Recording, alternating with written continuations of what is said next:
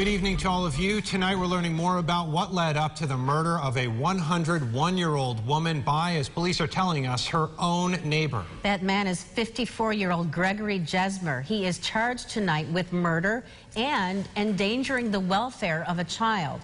Police say Jesmer stabbed Marsha Morrison to death and in a separate incident tried to lure a 13-year-old girl to his apartment by offering her money.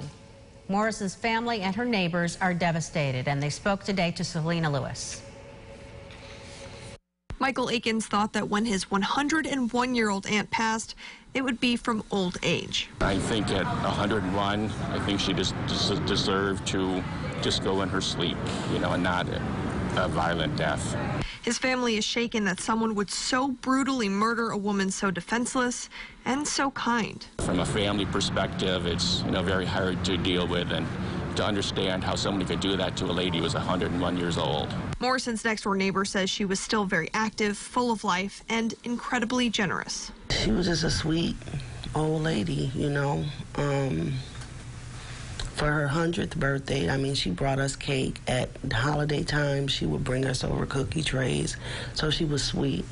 She says it may have been that generosity that Greg Jesmer, her upstairs neighbor, took advantage of. But I know he would knock on all of our doors for money, and I'm pretty sure she probably did give him money from time to time. Still, she never thought that he would brutally stab her multiple times in the neck and torso and leave her for dead, alone in her apartment.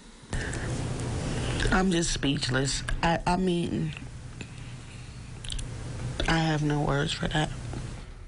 There's also that separate charge Jesmer is facing for attempting to lure a 13-year-old girl at a bus stop yesterday. A statement from the teenage victim alleges that Jesmer offered her $500 if she came to his apartment. She declined and ran away, but he followed her, and it wasn't until an adult driving by pulled over, confronted him, and called police that he finally fled. Maureen.